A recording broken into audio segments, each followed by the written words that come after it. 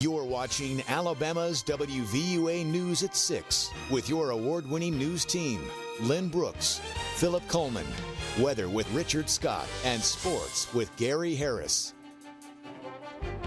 We start tonight with a nearby southern town being torn apart by a tornado. Hattiesburg, Mississippi is picking up the pieces after a tornado plowed through homes, businesses, and the university there.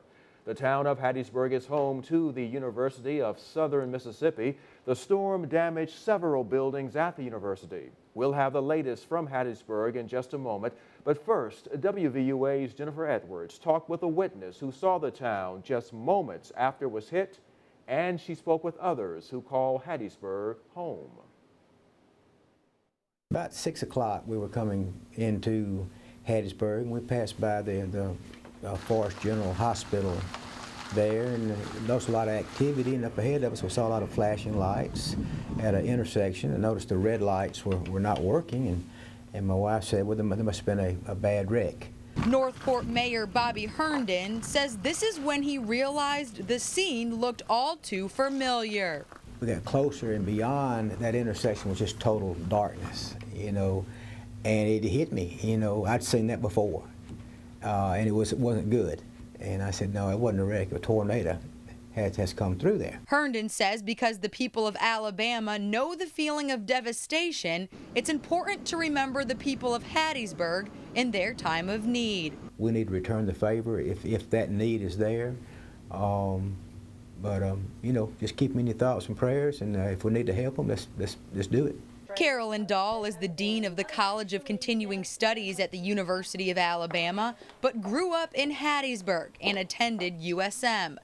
Dahl says her family and friends are okay, but it's painful to witness such a disaster in a place called home. I'm particularly sad because the Ogletree House, which was their alumni building, was very special and it was named for someone who meant a lot to the university, so I know that they're devastated in that sense. Dahl says despite the devastation, she knows the town will be better in the end. They'll find resources and inner strength that they didn't know they had, and that things will actually be better in the long run. Reporting in Tuscaloosa County, Jennifer Edwards, WVUA News. Mississippi's governor says there were dozens of people injured, but thankfully no fatalities. 200 homes and mobile homes were damaged or destroyed. Victor Blackwell has the latest from Hattiesburg in South Mississippi. Look at that. Look at all that damage, dude. It's just after 5 in the afternoon. The dark, ominous sky over Hattiesburg, Mississippi spawns a large, dangerous tornado. Dude, that's insane. Holy. People all over Hattiesburg run for cover and grab their cameras. Oh my God, I've never seen a tornado before in my life. Damn, look at that tornado. One storm chaser is on Highway 98 and gets these amazing pictures. And look at this. To the right of the funnel, that's debris being sucked up and flown into the air. It lasts only a few minutes. It was very loud, very quick. The buildings are shaking and you can tell that the trees are flying by. But the minutes seemed like hours.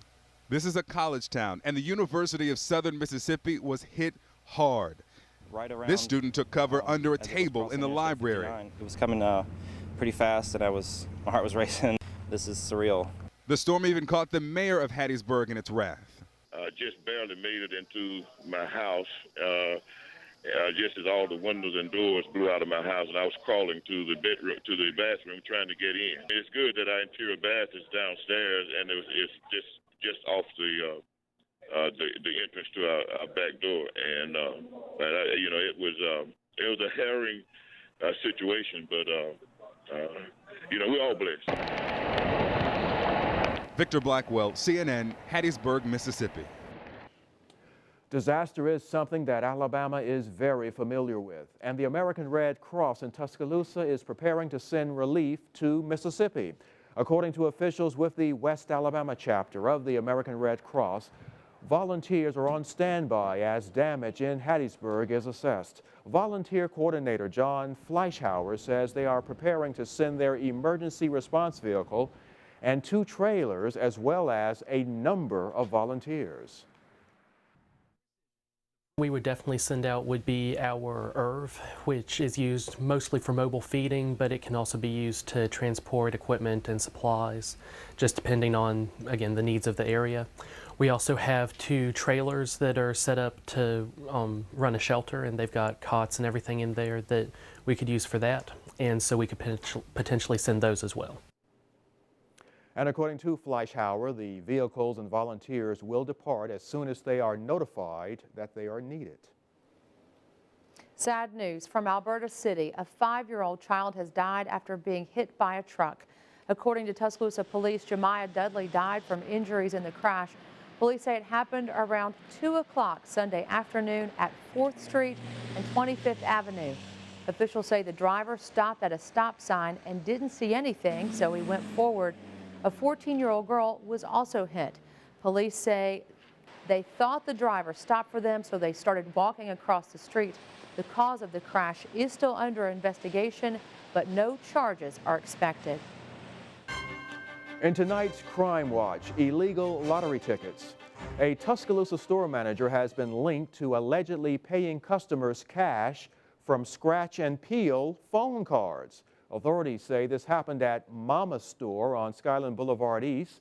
Sergeant Brent Blankley with the Tuscaloosa Police Department says an undercover officer purchased 3 phone cards, winning $5 in cash. Blankley says the manager of the store, Hussein Majani, was issued a city citation for violating the Code of Tuscaloosa sweepstakes regulations. Immigration has been a hot topic for Congress today, and it took center stage at the chamber breakfast with U.S. Senator Richard Shelby. WVUA's Terry Brewer joins us now with more. Terry. Thank you, Lynn. Senator Shelby was there to speak to Tuscaloosa residents this morning at Hotel Capstone. Senator Shelby celebrated the growth of the University of Alabama and the expansion of Mercedes-Benz. One issue that the senator talked about was gun control, but issues regarding the economy and immigration were the main topics. Senator Shelby said in America there are an estimated 12 to 20 million illegal immigrants. Shelby said that includes some very hardworking people, but at the end of the day, immigration is a very difficult issue. With a special appreciation to Senator Shelby. Most of them broke the law to get here, and this question: are we going to enforce the law? Are we going to give them amnesty? Are we going to give them a path to citizenship, which is a way to do this? It's an issue that's very complicated, very complex, and very volatile. Senator Shelby also discussed gun control. He said he believes in the Second Amendment, and also people need to recognize that violence is coming from other sources. All right, thank you, Terry. Now, on a much tastier note, it's almost time for the second week of Tastes of the Town. And in honor of Valentine's Day and Mardi Gras, this week is Sweets Week. See if we went to your favorite spot for sweets on the Tastes of the Town. That's tomorrow night here on the news at 6. And next week, Tastes of the Town will be all about breakfast. And we want to hear from you on where we should go. Just log on to the WVUA Facebook page and comment on the Taste of the Town post. Now, still to come here on WVUA News at 6.